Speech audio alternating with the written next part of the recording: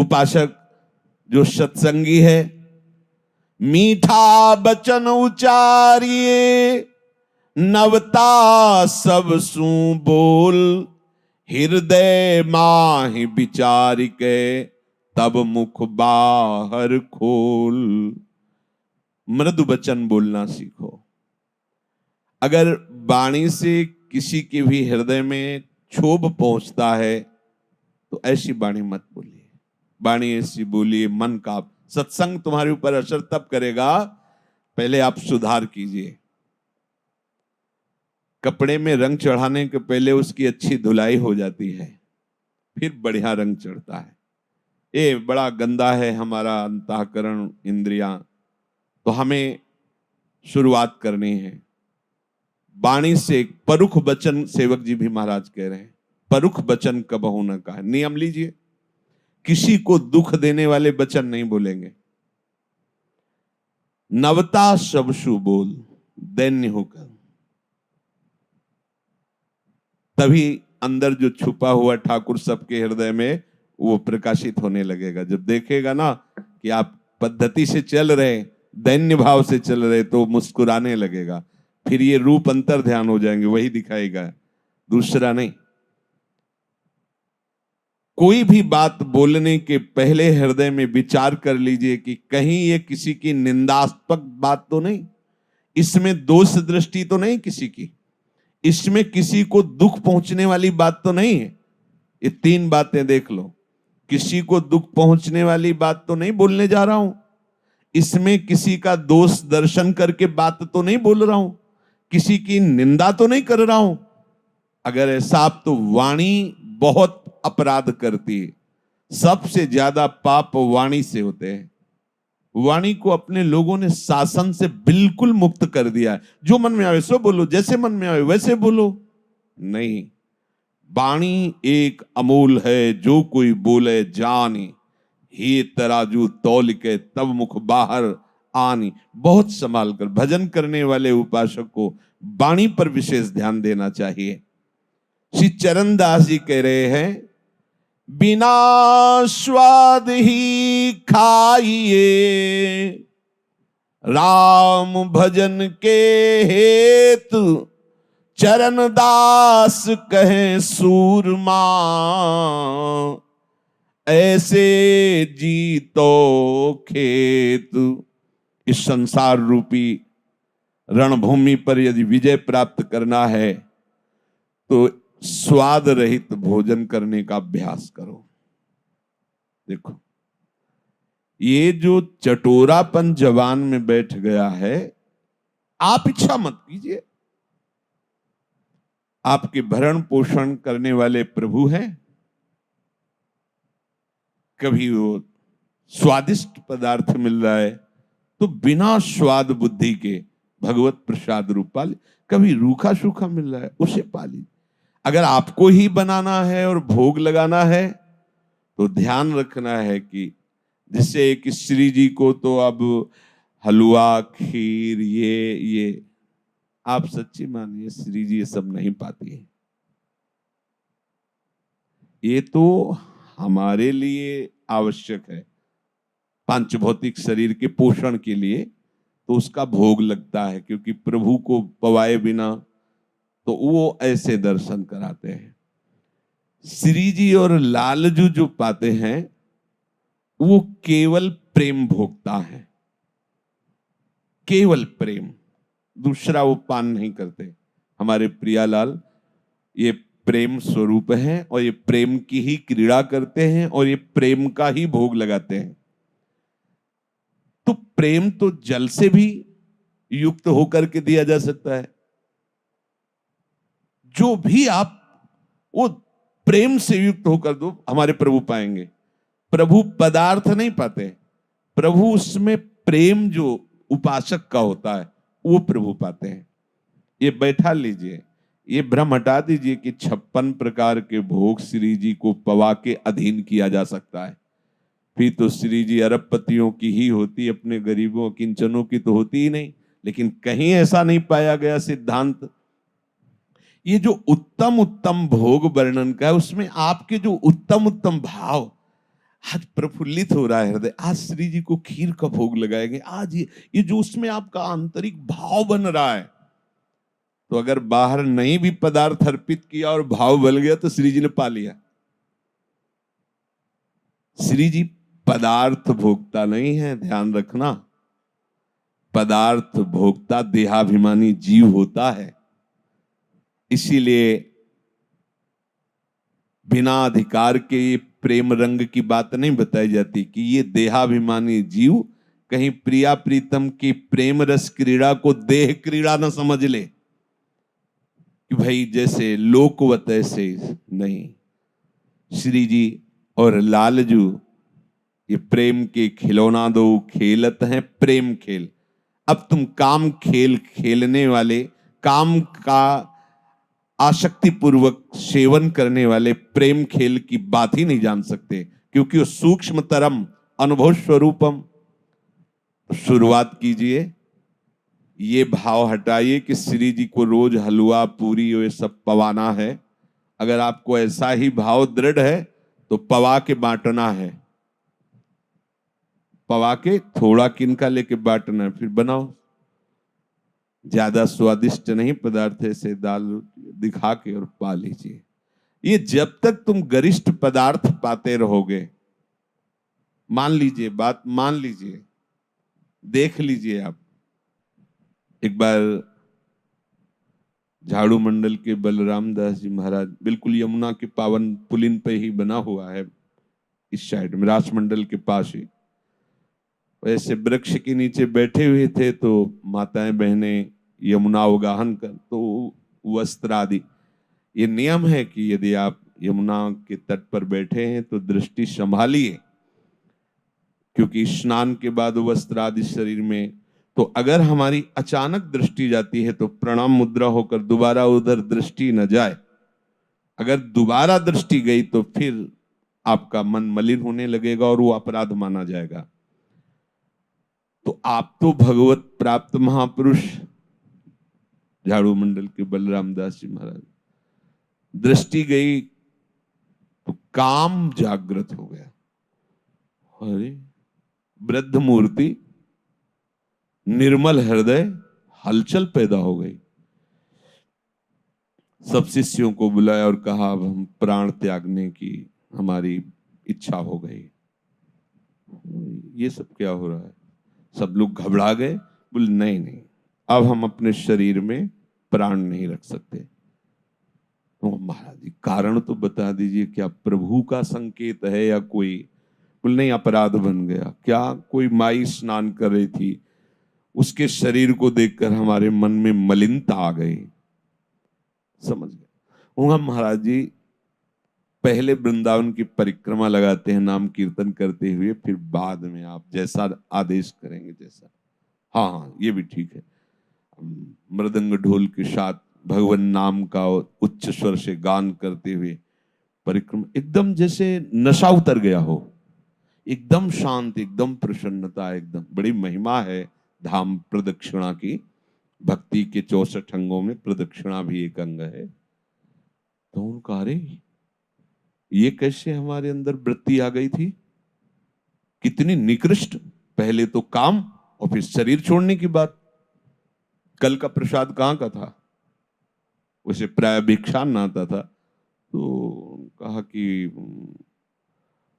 गोविंद देव जी इस समय विराजमान थे, शायद गोविंद देव जी का, अब तो शायद गोविंद देव जी जयपुर में विराजमान है, वृंदावन के ही ठाकुर हैं। तो उनका प्रसाद है, जाओ जाओ पता लगाओ कल किसका भोग लगा था। तो वहां जाके पता लगाया कल किसकी तरफ से गोविंद देव जी भोग आरोगे। उनका कलकत्ता की एक वैश्या ने भोग लगाया था। बहुत गुस्सा लगी बलराम दास, ठाकुर जी के सामने गए और ठाकुर जी से कहा कि आपका प्रसाद न पावे तो अपराध लगता है, प्रसाद पावे तो हमारा चिंतन बिगड़ गया। बोले हम क्या करें इसमें? ठाकुर जी से जब कहा जाता है कि गोविंद देव जी का प्रसाद है या अमुक ठाकुर जी का प्रसाद है, तो हमें पाना ही है क्योंकि हमारे आराध्य देव है, और ना पावे तो अपराध लगता है, और पावे तो देखो कैसी बुद्धि कर दी। क्या है ये? तो जो सिद्ध पुरुष होते हैं भगवान उनसे बात करते हैं। सिद्ध पुरुष का मतलब होता है प्रभु के सिवा जिनके हृदय में कहीं कोई राग नहीं है, तो उनका प्रभु से इतना अपनापन होता है जैसे छोटे बच्चे का माँ से होता है। वो लड़ भी सकते हैं, वो बात भी कर सकते हैं, वो रूठ भी सकते हैं। तो माँ जैसे बच्चे को मनाती ऐसे प्रभु मनाते हैं। तो प्रभु ने कहा कि प्रसाद का मान रखने के लिए किनका ले लो और माधुकरी मांग के पाओ। हमने कब आदेश किया कि आप पूरा का पूरा शब्द, हाँ ये ठीक है। उन्होंने उसमें नियम लगाया अपने परिकर को कि ठाकुर जी का प्रसाद किनका और माधुकरी। ये बात ठाकुर जी के प्रसाद की लघुता के लिए नहीं कह रहे, उनको संपूर्ण चराचर जगत का यदि भाव देखो, वही आधार है, वही व्यवहार है और वही सम है और वही विषम है। पूरे चराचर जगत का वो, तो उनमें कोई फर्क पड़ने वाला है क्या? उनमें, लेकिन अपने में पड़ जाएगा, क्योंकि एक सीमित शरीर है और ये तत्वों से, पंच तत्वों से बना हुआ है। इसमें जैसा जाएगा वैसा भाव प्रकाशित होगा। चाहे कोई भजन करके सिद्ध हो गया हो, पर प्रभु के समान व्यवहार नहीं कर सकता। प्रभु के समान हो सकता है, प्रभु और प्रभु के जनों में अभेद है, ये पक्की बात है, पर वो प्रभु के समान ऐश्वर्यवान नहीं हो सकता कि उसके कहने से सूर्य चलेगा, उसके भय से मृत्यु भयभीत होगी। ऐसा नहीं है।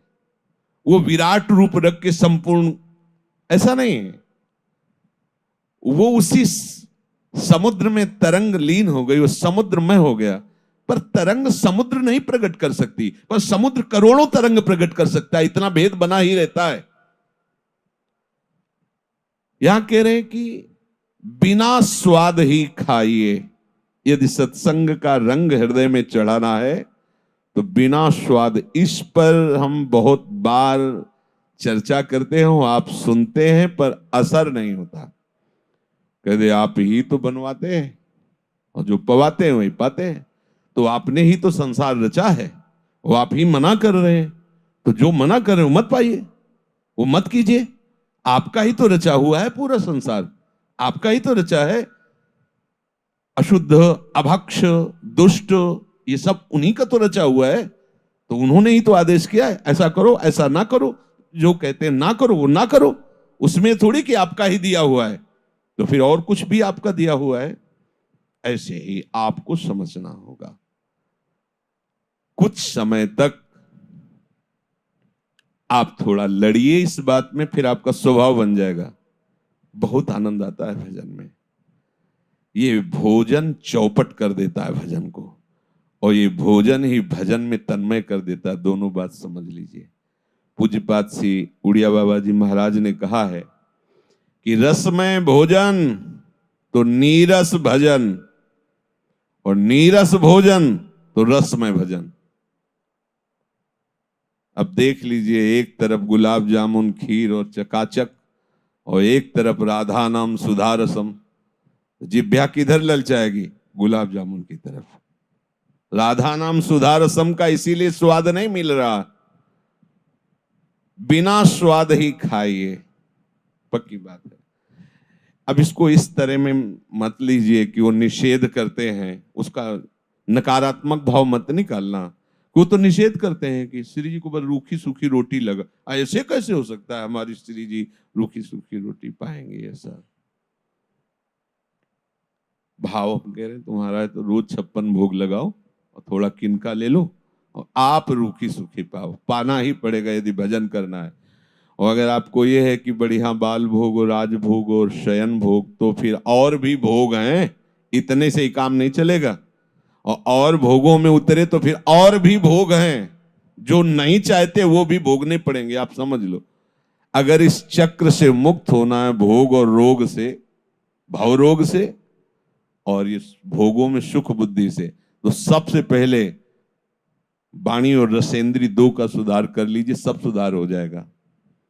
ये जो अच्छा अच्छा पाने की, कुछ अच्छा नहीं यार, कुछ अच्छा नहीं। यहाँ घाटी के नीचे सब माटी है, बस वो कुछ सेकंड का ऐसा है। संभालिए इसको। देखो आज से भोजन में सुधार कीजिए। पर अगर हमारी बात पर आप श्रद्धा नहीं करेंगे तो अरे ठाकुर जी का प्रसाद, श्री जी का प्रसाद, मीरा जी तो जहर पी गई थी, ये तो खीर पूड़ी है। समझो, ये तो खीर पूड़ी है, ये तो गुलाब जामुन और आप रोक रहे हो। मीरा जी ने जहर पी लिया था, वो जानता है अंतर्यामी। फिर किसी दिन ऐसा प्रसाद आएगा, ये बासी है क्या, खट्टा लग रहा है, यमुना जी को पवा दो, पधरा दो।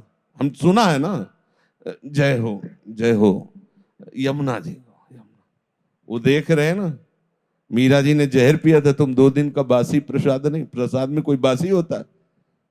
ये चतुरता मत करना, नहीं अति नागरी वृषभानु किशोर रूप राशि अति चतुर, फंस जाओगे। बिल्कुल सीधे भाव में रहो। बिना स्वाद ही खाइए, किस लिए? बोले राम भजन के हेत, प्रभु का भजन करने के लिए। चरण दास कहे सूरमा, वही योद्धा है भगवत मार्ग का, जो इसको सुधार ले। जैसे कुछ ऐसे विरक्त जन हैं जिनके पास भोजन की अव्यवस्था है, कभी कभी जैसे कहीं भंडारा हो रहा है, उनको ऐसा पाना पड़े, तो हमने बड़े बड़े महापुरुषों से इस विषय में चर्चा जब की, तो उनका पहली पंगत हो जाने के बाद दूसरी पंगत में बैठना नहीं है, वहां जाके याचना करनी कि अगर आप दे सकते हैं तो सब्जी दे दीजिए, 4 पूड़ी दीजिए, आगे जो मीठा दक्षिणा और ये सब नहीं, कुछ नहीं बिगड़ेगा, कुछ नहीं बिगड़ेगा। वहां से हटिए, यमुना के पावन पुलिन पर बैठकर पा लीजिए, भजन में कोई विघ्न नहीं पड़ेगा। पर अगर बैठ करके और ऐसे, तो फिर आप खुद अनुभव कर लीजिए, अपने खूब अनुभव किए हैं क्योंकि विचरण किए, उसको आप देख लीजिए। पूज्यपाद उड़िया बाबा की उसमें सुनाया भी है कि एक बार पूरी मंडली बाबा की जा रही थी, तो गांव में एक धनी मानी आके प्रणाम किया और कहा आज रुक जाइए प्रसाद। तो कहा हम गांव के अंदर तो रुकेंगे नहीं, बाहर वृक्षावली थी वहां रुक गए। बाबा उड़िया बाबा और परिकर, बहुत सुंदर सुंदर प्रसाद पवाया सबको। सुबह हुआ तो सब एक दूसरे के मुख की तरफ देख के कह रहे थे आज तो हमें नियम भ्रष्ट हो गया हमारा। दूसरे ने कहा हमारा भी, सबने बताया। और बाबा तो परमहंस ब्रह्म स्वरूप, वो तो जरा से पद्मासन में बैठे, इतनी सामर्थ्य। तो बाबा ने बुलवाया उस व्यक्ति को और कहा साहब जितने साधु जन हैं सबके नियम भंग हो गए, क्या बात है, सही बताओ, कोई अपराध नहीं लगेगा। तो उनका हमारे पुत्र नहीं होता, हम पुत्र की भावना से पति पत्नी ने मिलकर के स्वयं बनाया और अच्छे अच्छे पदार्थ, सबका ब्रह्मचर्य नष्ट हुआ, सबका स्वप्न दोष हुआ। देखो अन्न का प्रभाव, भोजन का प्रभाव। इसीलिए विरक्त को भिक्षान्न, किसी एक का अन्न नहीं, बस उसमें जो ये देखना है कि जिस दिन बहुत रुचिकारी भोजन हो, जो बहुत अच्छा लगता हो, उसको थोड़ा ले लीजिए, बकाया मत लीजिए। है हिम्मत कि आज तो जुवती तेरो बदन आनंद भरे, एक तरफ ये है और आज तो ये है। अब उधर से ये हम सत्संग का असर कैसे हमारे ऊपर हो उसकी बात कर रहे हैं। बिना स्वाद ही खाइए राम भजन के हेत, चरण दास कहे सूरमा, ऐसे जीतो खेत, ऐसे ऐसे चलो तब जीत जाओगे, इस माया की रणभूमि में तुम विजय प्राप्त करोगे।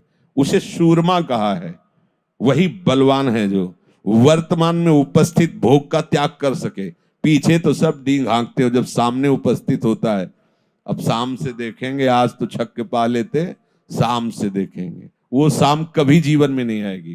त्यागना है तो अभी, काल करे सो आज कर, आज करे सो अब, अभी अभी सामने वर्तमान में आए हुए भोग का त्याग जो करता है वही त्यागी है। भविष्य में त्याग कर देंगे उसे त्यागी नहीं कहते। वर्तमान में जो सामने उपस्थित नहीं, रूखा सूखा खाई के ठंडा पानी पियो, देख पराई चूपरी मत ललचावे जीव। जो बोले तो हरि कथा, नहीं तो मौन गहे सदा ध्यान, चरण दासे धारणा धारे सो सज्ञान। अगर बोलना है तो नाम बोलो, भगवत चर्चा बोलो, नहीं तो मौन रहो। अब इस बात पकड़िए आप, मौन गए तो ध्यान।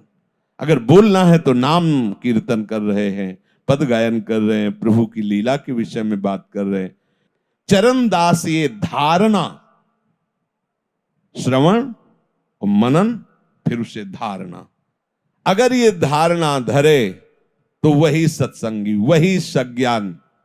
हमारे हृदय में ये बात बैठ जानी चाहिए कि जो संत महापुरुषों के द्वारा निकले हुए वचन है वो हम तभी धारण कर सकते हैं जब हमारी वाणी पवित्र होगी, जब हमारा भोजन पवित्र होगा। एक जगह वर्णन है कि अगर ये 10 पवित्र हो तो ही बात बनेगी। कह रहे हैं कि स्थान, दूसरा अन्न, तीसरा पेय पदार्थ जल। बहुत समस्या है कलयुग में, बहुत जल्दी भगवत प्राप्ति होती है तो बहुत समस्या है।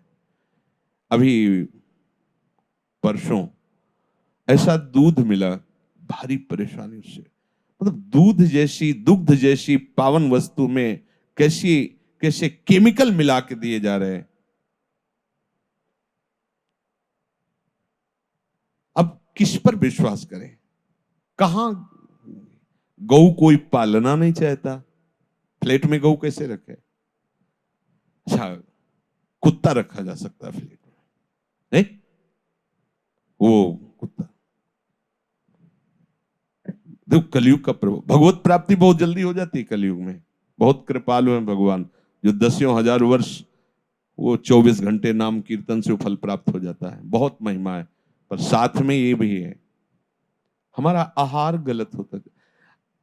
किसी भी यज्ञ या व्रत अनुष्ठान को भंग करने के लिए थोड़ा सा अभक्ष पदार्थ डालने की कोशिश आसुरी प्रवृत्ति वाले करते थे। अब जरूरत नहीं उनको, क्योंकि सिद्ध ही नहीं होगा। अब घी कहां से खरीदे? मतलब भगवत आराधन कहां से खरीदे? आप एक ट्रक घी ले सकते हैं, एक ट्रक घी। हजारों किलो खोया ले सकते हैं, व्यवस्था है। पर गाय कहां है? कहां इतना पशु सेवन हो रहा है? कहां इतनी भारी व्यवस्था हो रही पशुओं की सेवा की? वृत्ति जा रही है। शरीर रोग से ग्रसित, चिंता, नाना प्रकार की परेशानियां। केवल रोटी अगर आप खाएंगे तो उसमें भी इतनी खाद पड़ी। 8 मन 1 बीघे में होता था हमारे समय में। इस समय 45, 50, 60 मन 1 बीघे में होता है। अन्न बढ़ गया, लेकिन स्वास्थ्य रहित हो गया, स्वाद रहित हो गया। बड़ा, अब करे तो करे क्या करे? सब्जी घरों में केवल हल्दी उसमें सिलबट्टा में पीस के, थोड़ी धनिया ऐसे छौंक, तो घिया छप्पर से उतार ली जाती थी, तो ऐसे स्वस्थ। अब घिया तो इतनी बड़ी है, पर शाम के उसमें इंजेक्शन लगा, केमिकल लगा के। कहां, कैसे, क्या करें? आप देखो, जब ऐसे दृष्टि डालो तो। अच्छा, बोले हमारे घर में गाय बंधी हुई है, अब उसको राशन क्या पवाते हैं? भारी से भारी ऐसी वस्तुएं डाल डाल करके गेहूं की फसल में, तो उस पौधे पे पूरा अन्न पे असर, उसी का भूस, उसी की घास, और वही जाएगा, वो दूध बनेगा। ठीक है, आप दूध निकाल, लेकिन उसमें कितना दूषित पदार्थों के द्वारा गाय छोड़ दी गई। 5-5 हजार बीघे ऐसे खाली पड़े हैं, उधर सैकड़ों गायें चर रही दिन भर। फिर वो जो दूध का पा करके दुग्ध बना, वो ऐसे पियो, ऐसे स्वास्थ्य एकदम। कलयुग का प्रभाव बढ़ रहा है, हर पदार्थ दूषित। एक दूध को गंदे तरीके से बना करके पैसा लेने के लिए बेच रहा है, अपने बच्चे को मना करता है कि इसे मत छूना, वो वाला ले लेना, और वैसे ही सैकड़ों बच्चे पिएंगे। कैसी आसुरी प्रवृत्ति है कि उनके कोमल कोमल अंगों में उसका कितना कुप्रभाव पड़ेगा, वो जो बनाया गया। ये जो गंदे तरीके से खोया बनाया गया, घी बनाया गया, इसका क्या प्रभाव पड़ेगा? अब करे तो क्या करे, जीना पड़ेगा, उसी परिस्थिति में जीना। इसीलिए सबके शरीर अस्वस्थ हो रहे, सबकी बुद्धि विकृत विकृत हो रही, भोग वासनाएं बढ़ रही, क्योंकि वो उसकी स्थान, अन्न और जल। सबको लगता है वैज्ञानिक दृष्टि से कि कुएं का जल, लेकिन कुएं का जल इतना पौष्टिक होता है, स्वाभाविक जो स्रोत से धीरे धीरे धीरे आ रहा है, मशीन लगने पर उसका क्रम अलग हो जाता है। जो स्रोत से आता है, स्वाभाविक स्रोत से, उफान से, मीठा एकदम। गांव में बिजली नहीं होती थी, फ्रिज की जरूरत नहीं थी, कुएं से 2 बाल्टी डालो, रोम रोम खड़ा हो जाएगा, ठंडा हो जाएगा शरीर, इतना इतना सुंदर। वो मटकी में रखने की जरूरत नहीं, सीधे कुएं से लो, एकदम शीतल जल। और ठंडी के समय धुआं निकल रहा है, एकदम। देखो कैसा प्रभाव बदलता चला जा रहा है। जल छोटी छोटी पैकेटों में लोगों को देखते हैं, ऐसे दांत से प्लास्टिक हटाए, क्या बुद्धि बनेगी? हमारी कैसी स्थिति होती चली जा रही है। प्रभु का चिंतन भजन छूट गया ना, धर्म कर्म छूट गए, तो प्रकृति ने अपनी सब वस्तुओं को छुपाना शुरू कर दिया। अब आप देख लीजिए, जल हमें शुद्ध मिलना मुश्किल हो गया है। अगर प्यास लगी, वृंदावन की परिक्रमा दे रहे हो, तो 10 रुपया की एक बिसलरी की बोतल खरीदो।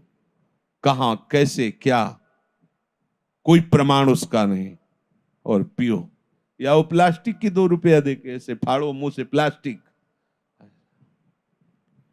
स्थान, अन्न, जल और परिवार, जहां आप रह रहे हैं, और आपका आस पड़ोस, और आपका दृश्य, और आपका अध्ययन साहित्य, और आपका बोलना, और आपका कार्य आजीविका, और आपकी वृत्ति, यही आपको महात्मा बनाती है और दुरात्मा बनाती है। अगर ये 10 अपने भागवती के अनुकूल में हो, तो सत्संग का बहुत जल्दी रंग चढ़ जाए। देखो, आज इस श्लोक पे, व्याख्या पे ना जाके, जो उसको धारण करने के लिए बात कही, उस पर ध्यान दो। यद्यपि अब कहा जाए कि शुद्ध भोजन करो, तो वो केवल कहने मात्र से है, क्योंकि जो उसकी मूल शुद्धता है, वो धीरे धीरे अशुद्ध सब हो रहा है। पर हमारे पास एक ऐसी महामहिम शक्ति है, जो भारी अशुद्धता को मिटाकर भी आपको महात्मा बना देगी। उसका नाम, हमारी प्यारी जू का, प्यारे जू का जो नाम है, आराध्य देव का, ये आपको परम पवित्र करेगा। पर इस नाम में रुचि हो सके, इसलिए ये जो हमने उस दिन बाजार की बात कही थी कि नहीं पाना, उसका कारण है, आप लोग जिह्वा के स्वाद के कारण उसे नहीं देख पाते। कभी कोई ऐसी सामग्री जैसे, तो उसको जब देखते हैं, तो उसमें ना तो भजन के परमाणु कहीं मिल पाएंगे, और ना आपका शरीर स्वस्थ रह पाएगा। जैसे आप सरसों का तेल पेर करके फिर आप सेवा में लगाए, तो कुछ तो शुद्ध हुआ ना। अब वो कौन से तेल में पकी हो, कितनी बार उसमें कितनी सामग्री पक चुकी है, उसका क्या स्वरूप है।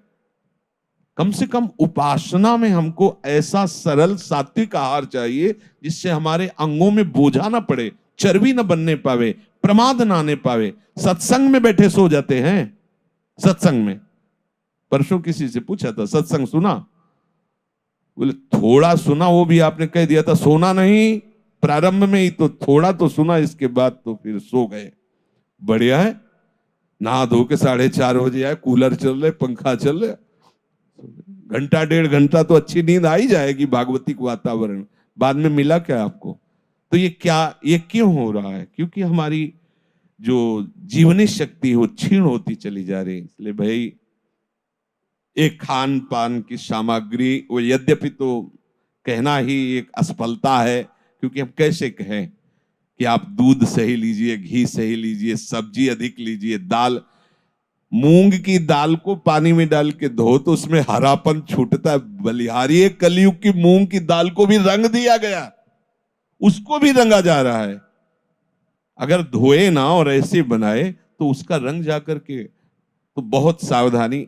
अब इस बार तो उद्धार हो ही जाना चाहिए, अगले जन्म के चक्कर में नहीं पड़ना। जो अगला समय आएगा, हमें लगता है कैसे जिएंगे लोग। बोलो दूध पे हम विश्वास नहीं कर सकते, घी पे विश्वास नहीं कर सकते, हरी सब्जी पे विश्वास, अब हम जिए तो कैसे जिए भाई? ये तो है ना कि दूध घी आदि ये पवित्र चीजें पाइए। तो किसी डॉक्टर ने किसी को बोला था, परसों नरसों बता रहे थे कि जो दूध पी रहे हो ये जहर है, तुम्हारे लिए बहुत नुकसानदायक है। सीधे गाय से ऐसे कहाँ गाय, कहाँ गाय तो गलियों में घूम रही दो चार ऐसे बकैस। हाँ, कोशिश होगी कि लगभग लगभग एक मोहल्ले में अगर एक गाय नहीं होगी तो 10 कुत्ता तो होंगी, गली वाले नहीं, घर वाले नहला धुला के वो ऐसा। गाय नहीं रखी जा सकती। तो बहुत समय विपरीत, इसी जन्म में भगवत प्राप्ति हो जानी चाहिए। अब अगला जन्म कलिकाल में जो होगा वो भजन विहीन, आप करना भी चाहें तो आपको सहयोग नहीं मिलेगा। देखो समय तो ज्यादा हो ही रहा है, पर हम अपने दिल की पीड़ा की बात बता रहे हैं।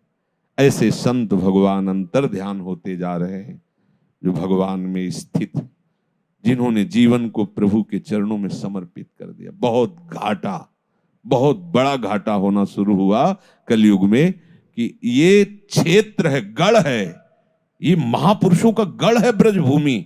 धीरे धीरे धीरे धीरे जो महान वैराग्य और अनुराग के पथिक, धीरे धीरे अंतर ध्यान होता चला जा रहा है। अब आप देखो कैसी आधुनिकता से हम जकड़े जा रहे हैं, जहां एक क्षण भी हमारी वृत्ति प्रभु से अलग ना हो, वहां कुन कुन कुन कुन करता हुआ मोबाइल छाती में ही टंगा है, दूर नहीं, हृदय, हृदय देश में जहां ठाकुर जी की छवि रखी जाती थी, स्मार्ट मोबाइल टंगा है। कपड़ा हटा के देखो तो यही टंगा मिलेगा। ऐसे कितना हम बदलते चले जा रहे हैं, कितना हम विक्षेप को स्वीकार करते चले जा रहे हैं। भजन मार्ग में विक्षेप को स्वीकार कर, सिरहाने रखा है, नाम का चिंतन कैसे करोगे? कुन मैसेज आया, किसका मैसेज आया? नहीं तो कंपनी का। फिर चित्तवृत्ति कैसे समेट पाओगे? चित्तवृत्ति का निरोध करके नाम में और रूप में तन्मय कैसे कर पाओ? अगले जन्म के चक्कर में मत पड़ना। इतनी परेशानियां शरीर में हो जाएंगी कि तुम रामकृष्ण हरि की बात सुनने लायक ही नहीं रहोगे। अभी तो उठ के आ जाते हो 4:30 बजे, शरीर ही अस्वस्थ रहेगा खान पान नहीं से। 30-35 की अवस्था, दिल वो हार्ट अटैक कहते हैं। कैसे यार, ऐसा कैसे हो सकता है? ऐसा कैसे हो सकता है? 55 के ऊपर की बात तो समझ में आती, 30-35 वर्ष की अवस्था को प्राप्त शरीर में अटैक कैसे हो सकता है? हो सकता है क्योंकि खान पान सब जहरीला हो रहा है। सावधान हो जाओ। इतने कम समय में भगवत प्राप्ति कराने की सामर्थ्य कलयुग की है। बहुत बड़ा प्रतापी है, बहुत बड़ा प्रतापी, जो बड़ी बड़ी तपस्याओं से काम नहीं बनता और नाम कीर्तन से करवा देगा कलयुग। पर उसके और भी कुछ ये हैं ऐसे, अगर इनमें नहीं संभले तो भजन में मन नहीं लगेगा। इतने सत्संगियों में काफी ऐसे होंगे जो पूरा सत्संग निकल जाए, अच्छा आओ चलो, मंगला में जो बजने लगता है तब उनके नेत्र खुलते हैं, बहुत ध्यानस्थ होकर सुनते। हम देख आपकी तरफ रहे हैं, लेकिन समझ काफी है, तो समझ में आ जाता है कि इधर से नींद की तरंगे आ रही है, इसी सभा में है। इसलिए हम दोष नहीं देते, क्योंकि आपका आहार विहार तो संभालिए, वाणी को संभालिए, स्वाद दृष्टि को संभालिए, और अंदर से जलिए कि इसी जन्म में भगवत प्राप्ति हो जाए, अगला जन्म ना हो। क्योंकि अब जो अगला आएगा तो और पगला कर देगा। हाँ, अब श्री जी के लायक नहीं रखेगा ये। अभी तो गुरुजनों के दर्शन हो रहे हैं, कुछ महापुरुष धीरे धीरे सब। अभी परसों के दिन एक सिख समुदाय से तो वो आए थे, तो उन्होंने कहा कि हम तरसते हैं कि हमें संत दर्शन हो जाए। हमारे गुरुदेव नानक साहब ने कहा है, जो सर संत के सामने झुकता है वही मुझे प्यारा है। तो बोले हम तरसते हैं। यहाँ हम बोले बहुत कोशिश करके आए अंदर और दर्शन किए, तो बोले हम यही संत दर्श के लिए तरस। तो वो काफी देर चिंतन में बात रही कि बात सही है, जिस गली से निकलो बड़े बड़े महापुरुष भजनानंदी। आज सब देखो, पूज्य बाबा चंद्रशेखर जी महाराज जहां विराज, जब दृष्टि जाती तो हक से होता है। या अगर कहीं एक ऐसा कुछ बाबा की पादुका या कुछ ऐसा, तो चलो आओ सब ऐसे बड़े बड़े महापुरुष जिनका चिंतन केवल भगवत प्राप्ति जीवों को कैसे हो, रात दिन पूज्य स्वामी श्री राम सुखदास जी रात दिन यही सोच कि जीवों का कल्याण कैसे हो। भाई जी महाराज बड़े बड़े संत, गिरिराज जी सुशोभित हो रहे थे पंडित गया प्रसाद जी से। आपको लगेगा कैसी गलत बात कर रहे हो, गिरिराज जी नहीं, पंडित गया प्रसाद जी सुशोभित हो रहे थे गिरिराज जी से। देखो वो तो प्रभु है ही, उनमें तो कोई संशय नहीं, लेकिन उनका परिचय बताने वाले जब वहां हैं तब उनकी विशेष शोभा होती है। ऐसे महापुरुष अब अंतर ध्यान हो गए। अब ज्यादातर हमारी वृत्तियां रजोगुणी होकर भोगों में लग रही। काम बना लो, इसी जन्म में भगवत प्राप्ति हो जाए, ऐसी दृढ़ निष्ठा करो और कष्ट सहकर चलो, कष्ट सह जाओ। मानो मेरी बात, नहीं आगे जो जन्म आने वाला है, आगे जो पीढ़ी आने वाली है, सतमार्ग लुप्त हो जाएंगे। जैसे समय तो बहुत हो गया है, पूर्व में हम सुनते थे कि वर्णाश्रम धर्म लुप्त हो जाएगा, पर जब हम नैष्ठिक ब्रह्मचर्य में थे तो 50 ब्राह्मण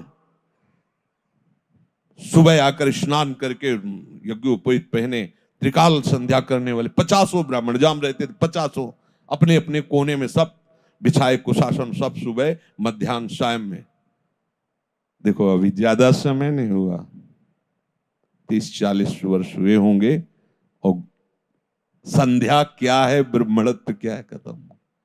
ऐसे ही आगे जब समय आएगा, साधु क्या है और भजन क्या है और भगवत प्राप्ति क्या है, ये धीरे धीरे ये न सुनने को मिलेगा, न समझने को मिलेगा, न चलने का उत्साह होगा। अभी सुन तो रहे हो आप कृपा करके, सुनने को तो मिल रहा है।